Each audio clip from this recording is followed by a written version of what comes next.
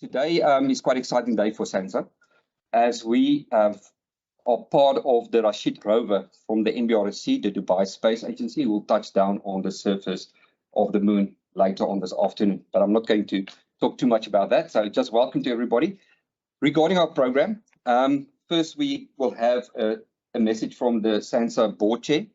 Then we'll have a presentation on exactly what we do, a little bit more on the technical accomplishments of SANSA, and then we will have a tour of the facility, basically taking you to the operations area, as well as showing the antennas outside, and then we'll come back to the foyer basically for like finger lunch. So with that, I'm going to introduce well, for me, it's quite exciting to have the SANSA board chair, Mr. Patrick Ndlovu. Thank you, sir, for a quick message from the SANSA board.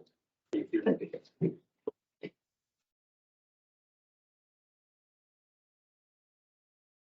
Sorry, I've prepared a little bit of a message and I have to be behind the computer, so I'm not hiding behind this thing.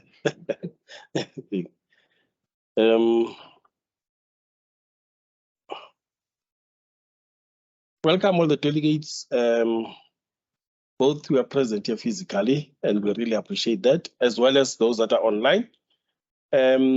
We are honored that you've decided to honor the invitation to come and visit our facility here.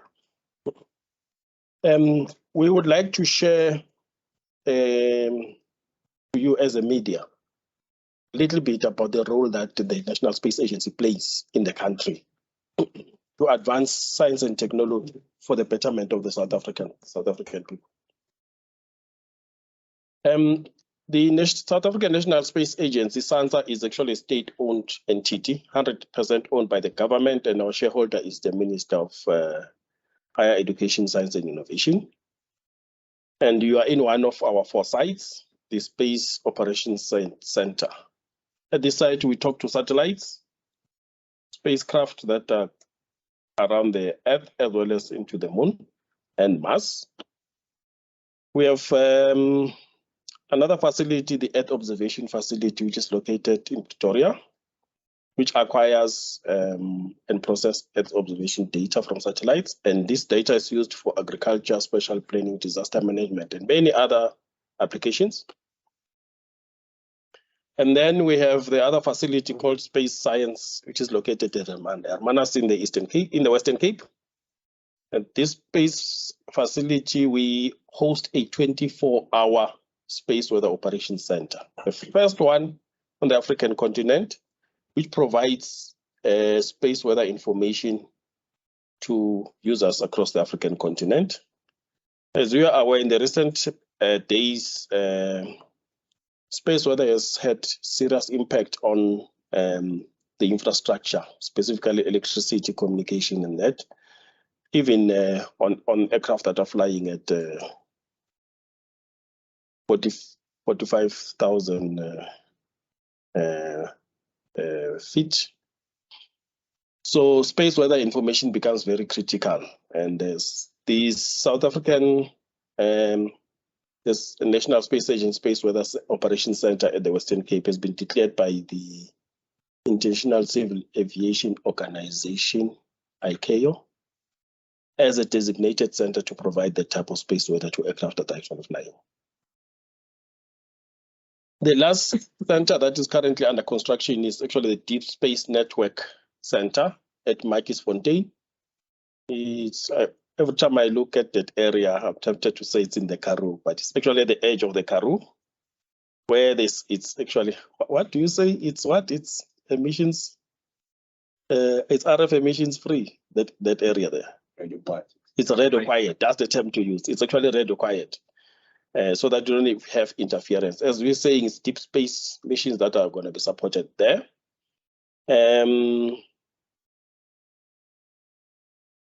One of the missions that we hope to support is actually the Artemis mission with NASA's embarking on. In fact, if everything goes well, SANSA will be our first. Sorry, NASA will be our first customer at that center. But again, as Tian has actually mentioned, today space operations will be supporting the Rashid Moon rover lander, which is actually a UAE moon rover that will be landing on the moon sometime this evening, 1840 to be exact. I don't know if that's the correct time. Yes. So basically what the SANSA Space Ops Center will be doing is we will be establishing communication with that rover and its lander. And then we actually then transmit the information to the UAE at the MVRC center. So you have been requested to come and grace us with your presence here, because I can tell you when this landing happens, the news will actually break out throughout the world. So you're actually having a first glance at this before even it actually happened. On the other hand, we are able to actually support this type of missions because of the infrastructure that has been established here. You will see when you conduct the tour that the number of antennas that have been, as well as the receivers and processing infrastructure that has been established here. This has been established over a long period. It's not something that just happened yesterday, because South Africa does have heritage in space, and this facility specifically is actually one of the first facilities that were established. Through the work that SANSA does in supporting these international missions, we are able to keep high-tech jobs to the benefit of South Africa, as well as conduct these deep space operations. And trust me, it's not easy, because when you're working in space, you need to be thinking in space. You can't be thinking on the ground. Although your feet are on the ground, your head is literally imagining what's happening up there. And that's the beauty of space. We really appreciate your partnership in spreading the word about how SANSA is actually contributing to making South Africa's life better. And we hope you continue to carry this message. Enjoy the tour. Thank you.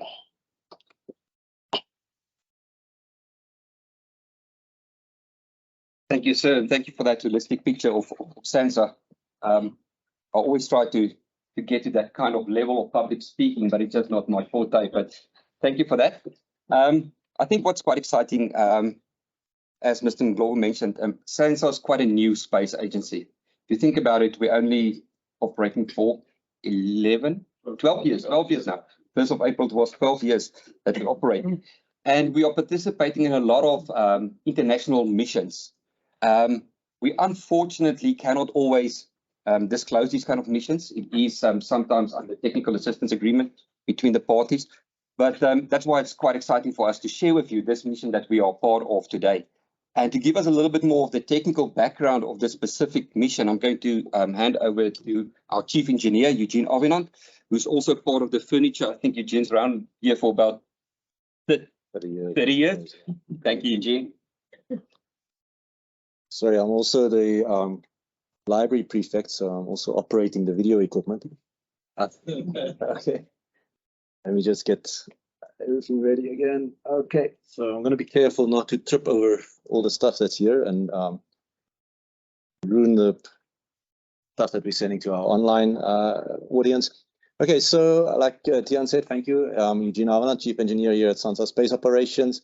I'll give you a bit of a slideshow just around. Very specific to keep in mind is this presentation is really about this facility and what we're doing at this facility. So if we needed to give you an information about the whole of SANSA and everything that SANSA is involved in, your day would have been gone. So let's focus on this facility for today and the mission that we're supporting right now. So let's make sure that, so what I'm going to be telling you about is a little bit about the history, a little bit about some of the other infrastructure that NASA has, so specifically infrastructure, not our facility, necessarily our facilities, some of the services we provide, have a little bit of a broader look at space exploration in general, as we are sort of zooming in on a space exploration mission. So then obviously after we've just looked at what's coming up for space exploration, just a quick look at what we're doing here today and in the next few weeks, yes, it's 4 weeks. I'll tell you why it's 4 weeks. And then a little bit about our new deep space facility that we're going to be building, that we are actually already building in Matjiesfontein. Okay, quick, going the wrong way. Quick introduction. So SANSA 4 directorates, Space Science and Armanis, as Board Chair has introduced, Earth Observation in Pretoria, Space Program Division in Pretoria, and then us here in Artemis. So just a quick reminder of some of the really interesting facilities we have around the country and the region. So starting in the second from the right at the top, that's where we are right now. It's Matjiesfontein, the Space Science facility in Armanis. I don't have the Pretoria facility on here. It's Business Park. I think you've all seen the Business Park. So then just a little look. So right on the left-hand side, that's Sana'i base in Antarctica. So our Space Science unit has a very interesting low-frequency radar that is deployed there. They have some measurement equipment all over the region. So I'm actually not even showing everything. They've actually got measurement equipment all over the subcontinent and even reaching as far as the whole of the African continent, and then our smaller islands as well, Marion and Gulf Island, where they have measurement devices. Let's quickly focus then on SANSA space operations. So just back to the history. So we've been there right from the start. So 1957, Sputnik was launched by the Russians. We tracked that not from this facility, but from a precursor, which is the Esalen radio park in Joburg, where Sputnik was tracked. And then, as you know, that set off the space race. NASA invested in this site. It first built a temporary site just on the hill here, and then invested in building a permanent facility. So that's the era between 1961 and 1975. This was a NASA facility, along with our neighbors. If the people on the online can just mute, please. Just hold on a moment. Where are they? So please collect their comments. Sorry, online, please mute. Thank you. Here, okay, so that's a facility from 1961 to 1975, where they established quite a lot of infrastructure. So tracking not the Apollo missions themselves, but the related missions. So a lot of the Gemini, some of the early capsules, and then also some of the experiments that went to the moon in the early lunar missions. Okay, so in then 1975, not a great time for South Africa in terms of our politics. NASA decided no longer. They disinvested from this facility for a number of reasons, but primarily because of the political situation in the country. But they left the legacy of the equipment that they established here. So the equipment then was ceded to the CSIR, which is the Council of Scientific and Industrial Research, and the site was repurposed then as a Earth observation remote sensing reception station. So we started receiving some of the very early remote sensing data here, Meteosat, the early Landsat, early NOAA, early Spot, which is the French agencies. And then the French already had a presence in South Africa at a different facility. They saw the potential of this facility, and they moved their operations to the SANSA or to the Artemis ground station, still being part of CSIR. So during that period, then the station was known as the Satellite Application Center, a unit of the CSIR, and we quietly went about our business. So primarily, like I said, doing Earth observation, data reception. So then in 1994, of course, everything changed for the better in this country. Our country opened up, and we were able to then re-establish contact with the outside world and start to develop this site further. So if you look at the little timeline about developments on the site, you can see it really picks up speed through the 90s. So we created a partnership with the Boeing, like McDonnell Douglas at the time, and then which later became the Boeing Satellite Services, and now part of it is United Launch Alliance, and another part is Boeing Satellite Services. So we started establishing additional infrastructure on the site in order to support our international partners. By the early 2000s, things changed a little bit in terms of our economic well-being, and we decided to approach a little bit of a different, created a little bit of a different approach, and started to host equipment on behalf of our partners, ensuring a more constant stream of revenue in order for us to maintain and also expand the site. Then in 2011, as was alluded to, the CSR Satellite Application Center, along with the Artemis Magnetic Observatory, was brought in together, and the new South African National Space Agency was formed. So even though the agency is fairly young, we have a legacy stretching back quite far. So in the case of this ground station, back to the 60s. In the case of Artemis, back to the 1920s even. So we've been in the game for long, even though the organization hasn't existed for that long. So as you can see, every year we do a big infrastructure project on the site, ticking over year after year. Even through COVID, we were establishing new infrastructure on this site, which gives you an idea of how active this industry is. Okay, so what do we actually then do at the site? So this is our facility. So we have a number of antennas. Like I said, been in the business right from the beginning. We've supported, I need to update. I cannot keep up to date with the little number on the number of supports we've been doing, though. Every time we do a presentation, we actually need to update that, but it's significantly more than 525.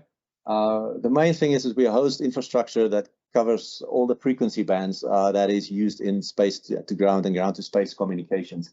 Then we have a number of what we call full motion antennas. Those are antennas that can move around and look at anywhere in the sky. We have remote sensing systems, so they are dedicated to downloading image data from low Earth orbiting satellites. We have a 24/7 operations center. We have some dedicated facilities for in-orbit test, Earth station verifications, and teleports. So I'll get more into what all those different services are in the next few slides. So we are actually supporting all the stages of the space, it's not the full space value chain, but the sort of the satellite operations value chain, if you can call it like that. So it starts with the launch of the spacecraft. We actually typically track the rocket telemetry from the site. So if you look at the main launch facility across the globe, most of them have their rockets passing overhead with us in their first orbit. And for a lot of them, the separation of the spacecraft and the rocket happens in our airspace. So we are very much strategically positioned for that. So had that beautiful firecracker on Tuesday not exploded 2 minutes after launch, it would have actually flown over our heads. And if you don't know what I'm referring to, it's the giant Starship rocket. So we would have actually been tracking it literally over our heads. It showed you the strategic nature of this site. So you can almost anything that launches comes over our heads. Okay, so once we've tracked the rocket, the spacecraft is separated from the rocket, we start tracking the spacecraft. The spacecraft has a number of steps that it needs to go through, and I'll get to that. Not sure if I'm going to get to that on my next slide. No, I'm not, so I might as well talk about it now. So it needs to activate its electrical systems, it needs to open its solar panels, it needs to deploy its antennas and start communicating with the ground, and it needs to orientate itself. Do a number of orbital maneuvers to get to its final position. That's what we call the transfer orbit phase of the mission. So that's from the time that the spacecraft separates from the rocket until it's in its final position, ready to start operating. So that's an era that we also support from here. Then once it's in position, you need to check out all the systems on the spacecraft. So you need to make sure that everything worked. So at this point, the satellite manufacturer is still owning the spacecraft.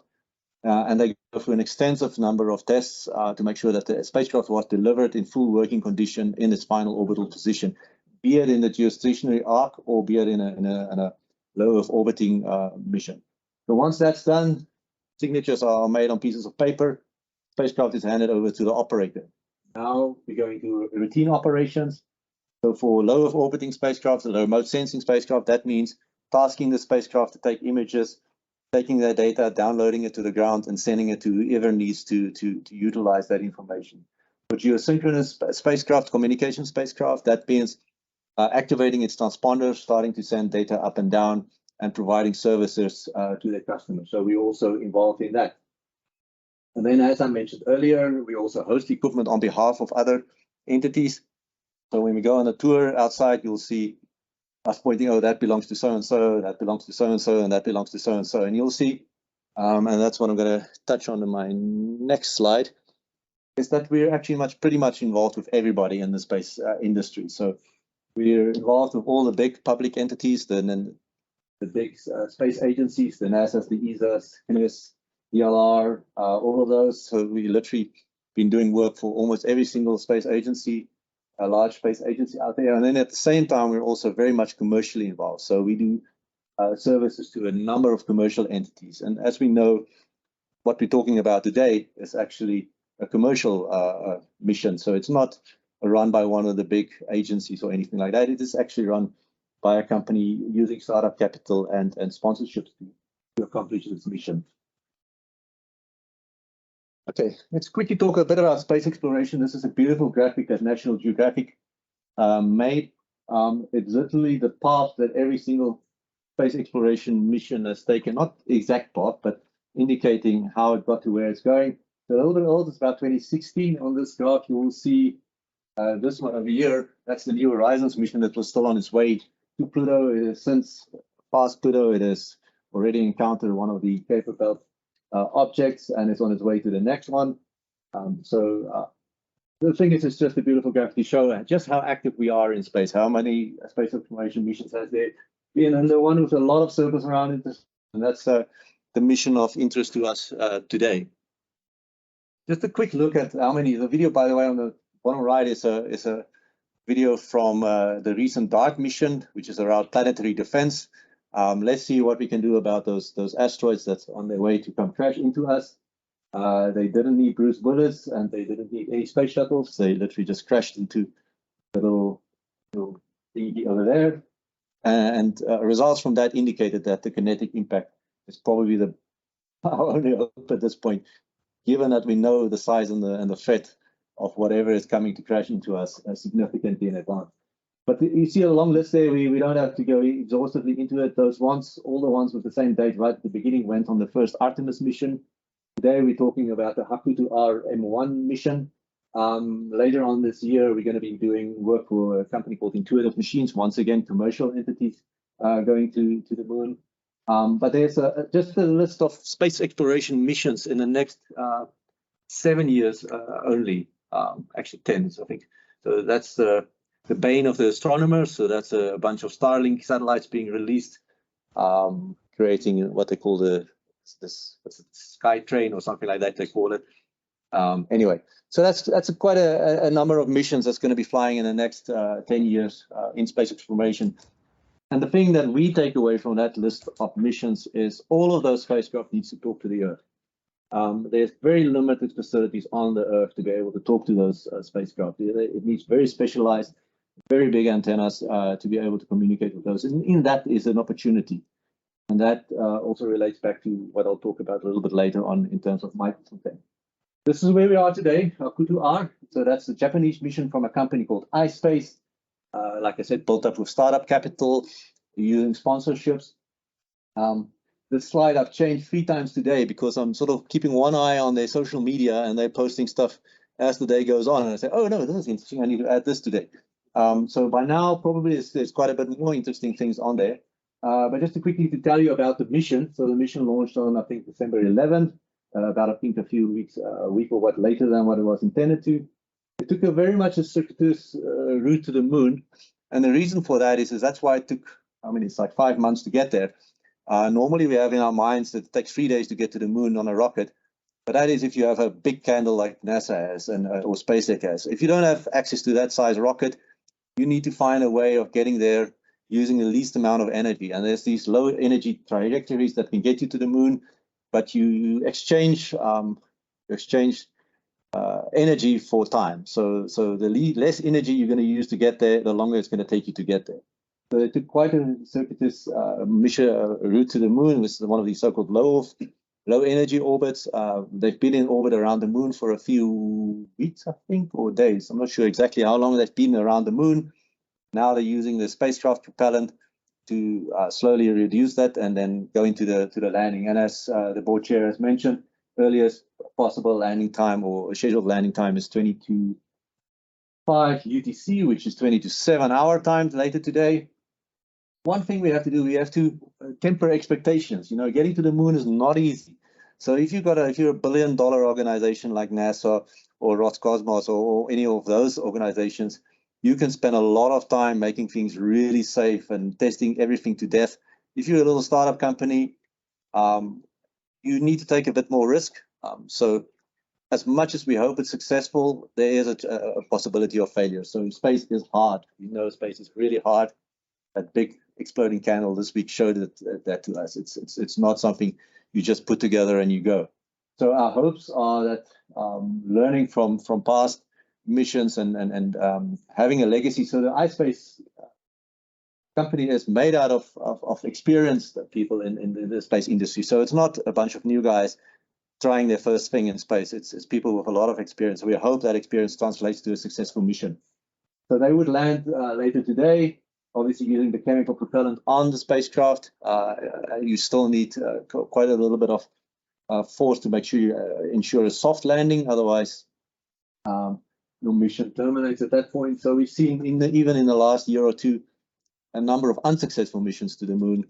But that said, we're keeping our thumbs for the iSpace mission, and we really hope for a successful mission. So they're aiming for a thing called the Atlas tracer, which is more towards the northern part of the moon.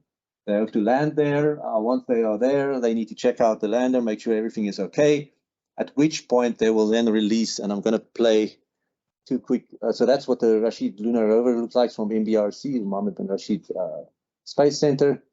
So I'm concerned, let's just include.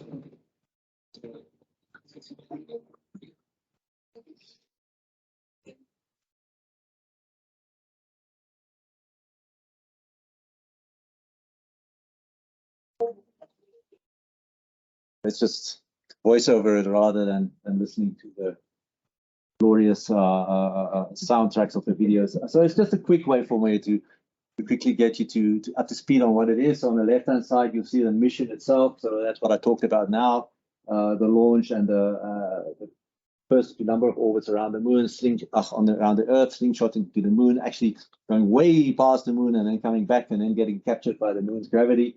Maybe I should just replay the bottom right one so we can talk about it. So this gives us the deployment of the Rashid Lunar Rover. So the Lunar Rover itself will have a number of looking at achieving a number of things. So most importantly, it's about the sensor that it has on board. So there's obviously a camera. It has a little sensor for lunar soil, looking at thermal properties and looking at moon plasma. So that's once again looking at the interaction between the sun and our celestial bodies. And all of this stuff is important information we need to gather about the moon as we are preparing to return to the moon in terms of human spaceflight. So earlier today, I had an interview with one of the radio stations, and that was a similar thing came up. And the main thing here is we are a community. The space industry is a community. We share information. We'd like to see people to be successful. It's not a community in where you step on somebody else to get ahead. It is about communal achievements and making sure that we actually achieve more as the human race than as the individuals that we are. So how will SANSA specifically support the mission? So as this normally what these little lunar or little planetary landers do is whether it be a rover or a fixed experiment or something like that, they normally have a parent spacecraft that orbits the body that they're on. And they communicate to the parent spacecraft, and then the parent spacecraft communicates with the Earth, which makes it a little bit easier. It's still far away, so places like Mars and Jupiter and all of those are still very far away. So even if you want to talk to the orbiter, you still need fairly powerful equipment on the ground to be able to do that. But in this case, with the moon being a little bit closer, MBRC has gone for a schematic whereby we're going to be talking directly to the rover on the moon, which presents additional problems because the rover itself only has so much power, and depending on the amount of power on the rover itself, that creates and it only has such space and able to deploy such a big antenna. So we're talking to something that is very quiet. It's like listening to a whisper on the moon, essentially. So we're talking about extremely small signals that's going to be coming back to us. So SANSA itself does not, at this point in time, have any infrastructure that is sensitive enough to be able to receive those really small signals. So thankfully, our neighbors next door, the Sarau, the Hakuro-R facility, have this nice 26-meter antenna, which is also a legacy from the NASA days. They have graciously allowed us to use their antenna. in this mission. So their antenna only can only receive signals. But they have an extremely sensitive antenna. So it's nice and big, and they cool their receivers, which makes it extremely sensitive and brings us into a domain where we are able to actually be able to receive those extremely small signals. At the same time, we need to relay commands back to the rover on the moon. So we're going to be using our own 12-meter antenna up here on the hill, which you will see during the tour, to actually relay the commands and making sure that we maneuver the little rover the way it's supposed to be. So what are the challenges of this? So we have two antennas that needs to look at the same place. So we need to synchronize or correlate their pointing angles, making sure they're pointing in exactly the same place. We're talking about the extremely small angles here. So you're talking about fractions of a degree, making sure they're actually pointing in the same way. We actually have a lot of sensitive radio equipment which needs to be synchronized. So they all need to run off the same timing reference. And then we need to be able to control vice versa. So we have some fiber optic running between the two facilities for other reasons, but thankfully we can use it for this as well. So we have the equipment from the Mohammed bin Rashid Center up in our control room. So they were here a number of months ago to come and install their equipment and making sure that it integrates properly with our equipment and then qualify it. So that's done. And now we're ready to utilize it sort of in anger. So we're ready to receive that.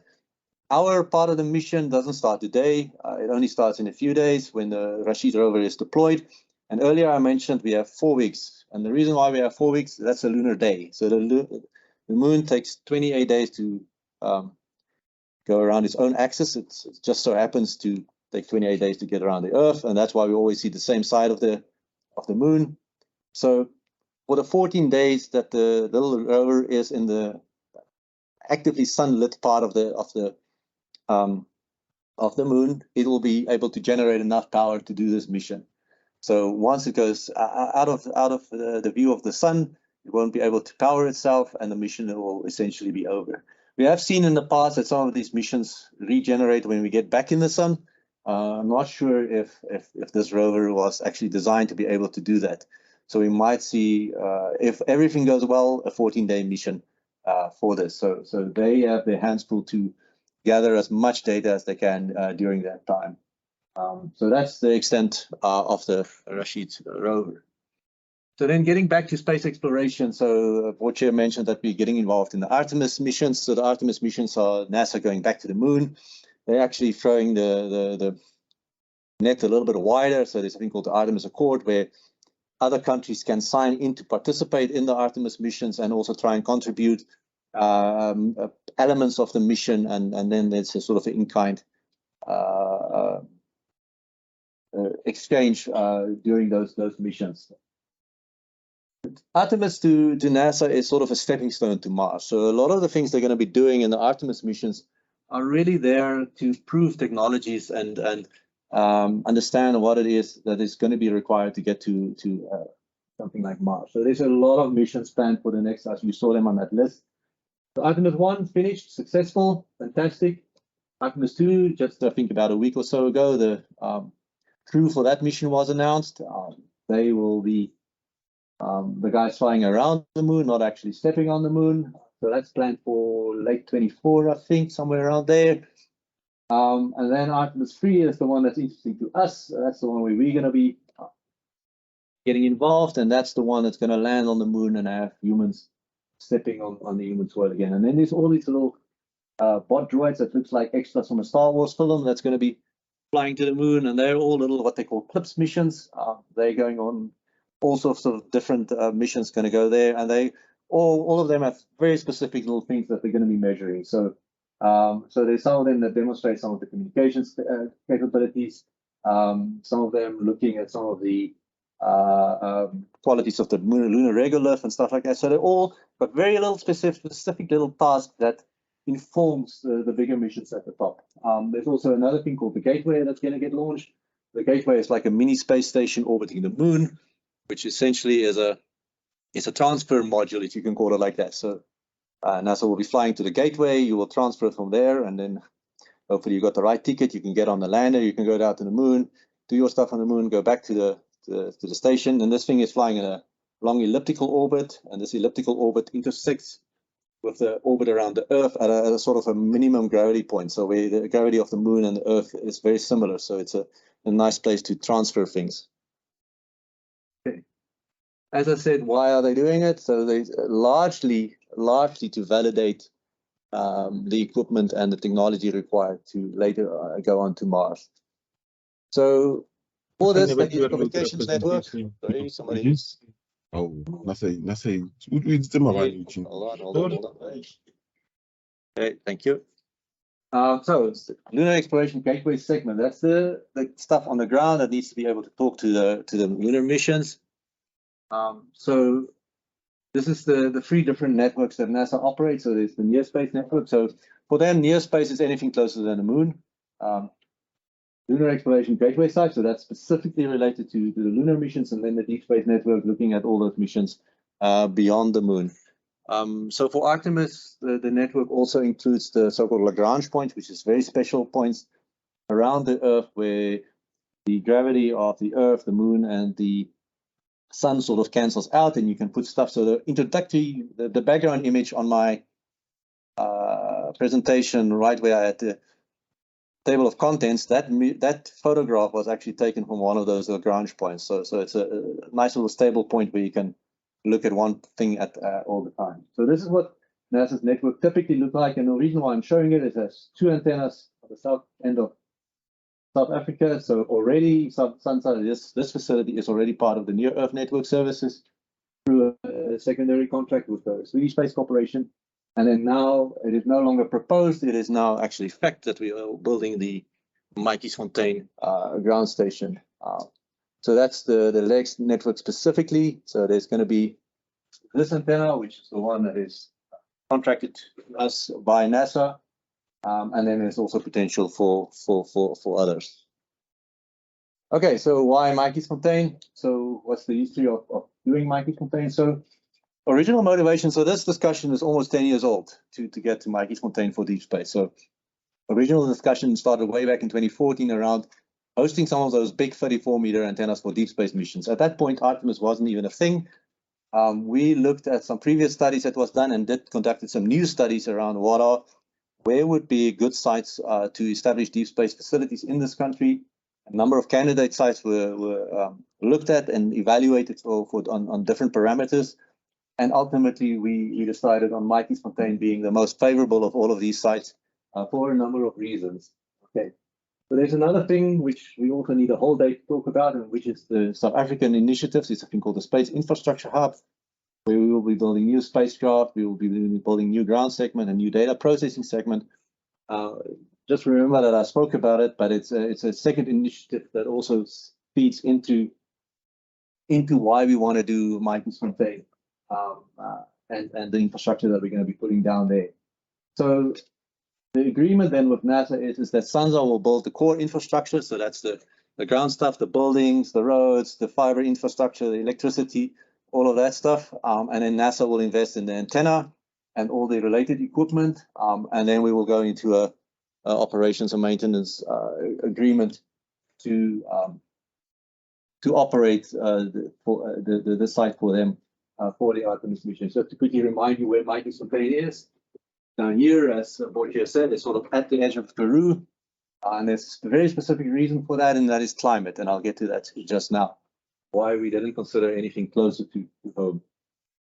So this is a provisional layout of the site. So those green blocks, hopefully we definitely will implement photovoltaic solar power at the site. We're looking at least 3 sources of power. So our wonderful ESCOM, the photovoltaic system, and then also 2 diesel generators. So very important for a site like this is availability. We're talking about 99.95% availability. And there's a number of things that talk to that availability, but primarily power is your driving concern. You cannot not have power. It is simply not an option. So we're spending a lot of time in developing the power reticulation of this site to ensure that we can provide the services at the reliability that NASA will require from us. So at the site itself, we will build this sort of ring road. So that block at the bottom here is 1 kilometer by 1 kilometer by 1 kilometer. We will have an operations room. our main building and a power generation building. And then we will have the NASA antenna, and then we will also deploy in the first phase a number of antennas for SANSA itself. Now, remember, this is a forward-looking site, so we're looking at establishing a site similar to this one, but with many more newer technologies, and then also, once again, in concert with the international community. So already there's a lot of expressions of interest for us to also host equipment at this site. We have to think a little bit differently about it because NASA is our primary client, and we have to ensure that any of our other clients does not interfere with our primary client. So it sort of bounds how we can go about it. So most everybody that knows about Matjiesfontein knows about the Lord Milner Hotel. So we're not close to the Lord Milner Hotel. We're actually even further away than this image indicates. We were around about there now. Change the slide. Needed to move a little bit away from the town. So when we did our environmental impact assessment, the Historical Society, I think something like that, said they really don't like this high-tech stuff so close to such an historical town. They would like us to just move a little bit further. So we moved a little bit further away from where we were originally. But at the same time, it's not a bad thing to have progress located close to something historical, I believe. Anyway, so we analyzed the site on a number of things. So like I said, on the left-hand side, the bar graphs are mostly weather conditions, so climatic conditions. For us, very important is that it's dry and clear.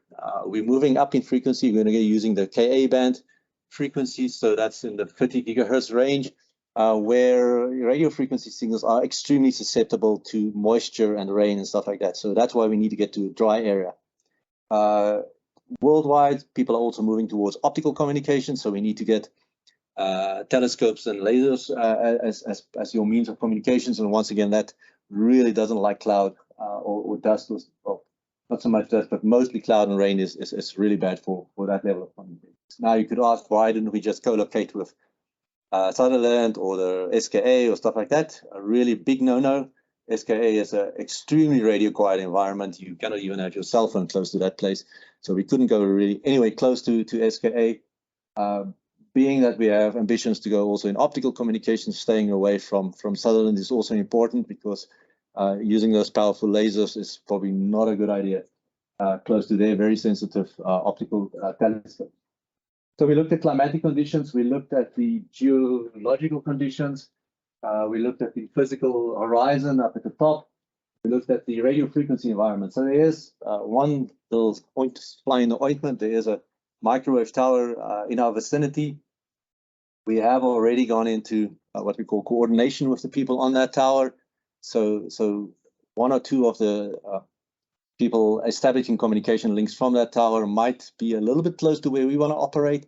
So in the process called coordination, what you do is you come to an agreement that you just move them in frequency so that they're not in your frequency bands that, of your concern. So very high on our list of priority now is to just go verify what we've done in our analysis on the ground, go do some physical measurements on the ground, see what the extent is of the activity on that tower and what its influence is. But it's completely in hand. We're also, on the governmental side, working with ICASA to ensure that we actually safeguard that area in terms of its radio frequency environment.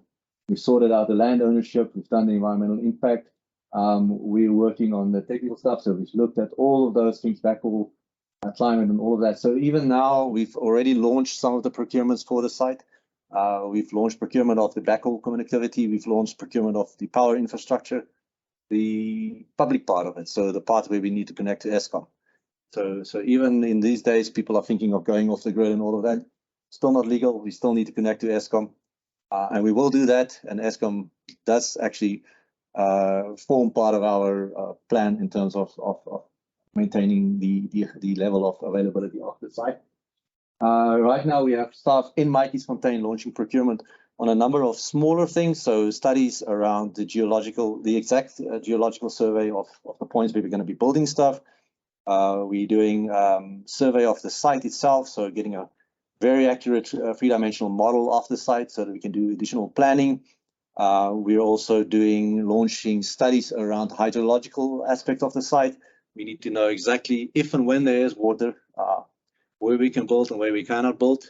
We're interacting with the Laingsburg municipality ensure that we all have all the correct paperwork in place in order for us to launch the actual physical building. In terms of physical building, contracting will probably start somewhere in the middle of this year, where we will first acquire the services of civil engineering companies to assist us in the design. So we've got a fairly advanced version of our requirement specification for the site itself, which is what we need in order to launch the procurement of the civil engineering services.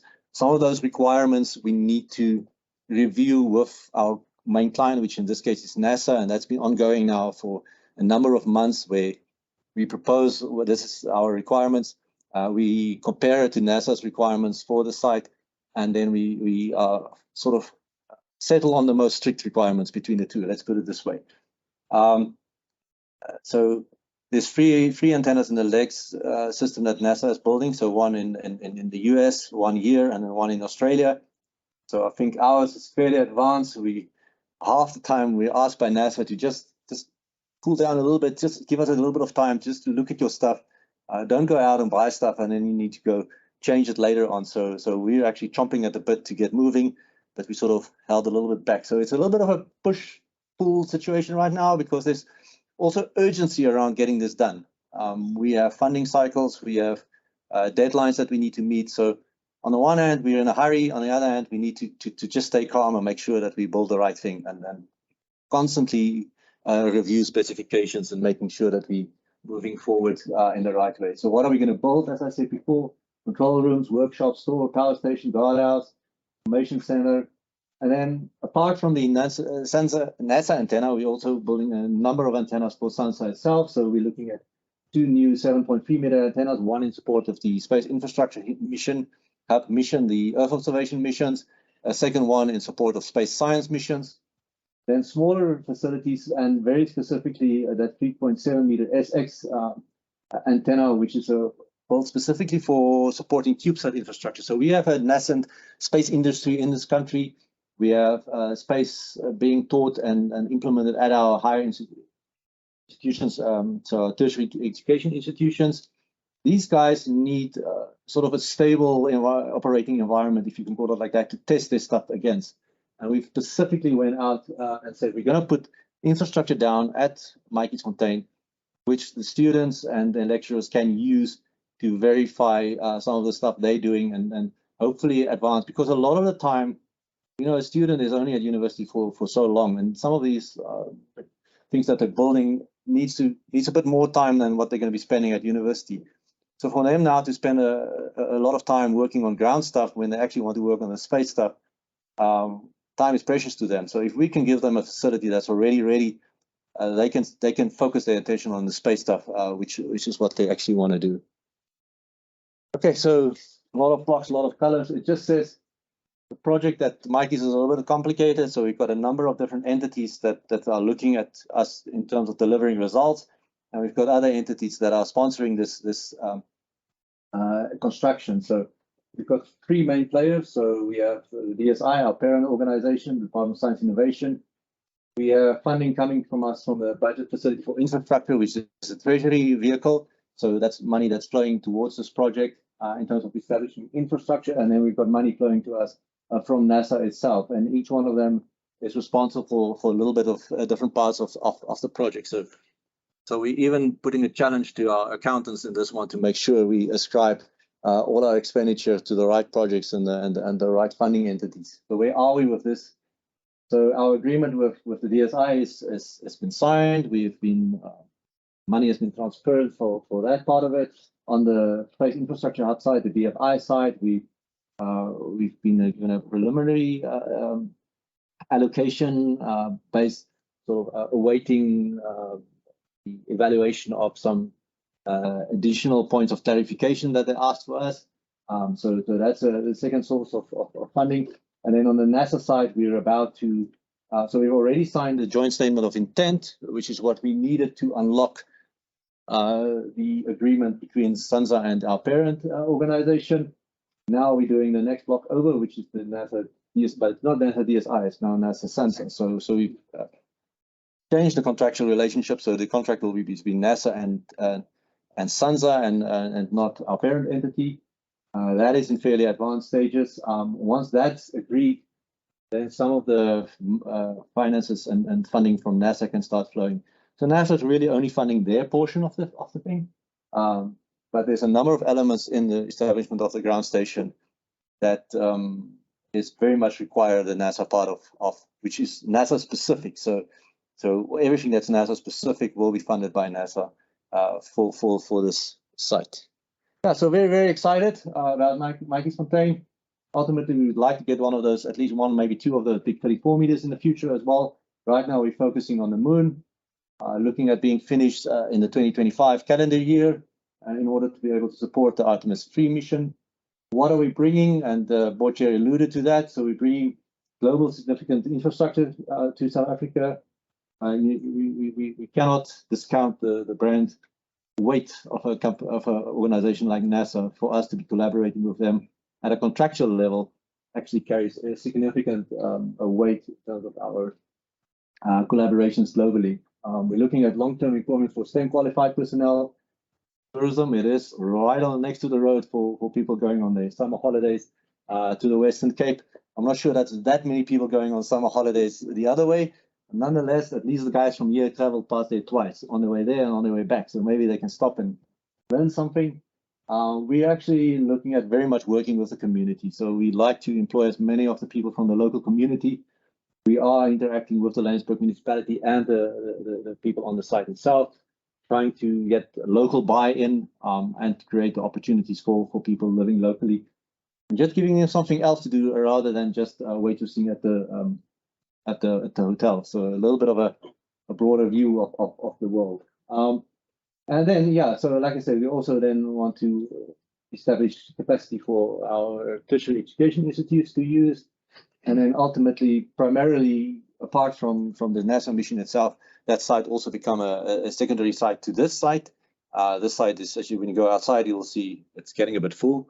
So we're looking at expanding at that site. And then also these two sites are backing up each other, making us, in terms of entity, more reliable to the not that we're not reliable, extremely reliable, but we can even get more reliable to our customers globally. So yeah, we're very excited. And then we look forward to addressing any more of your questions while we're on the tour outside and even now. I don't know, Tiana, if we're taking questions now. I think maybe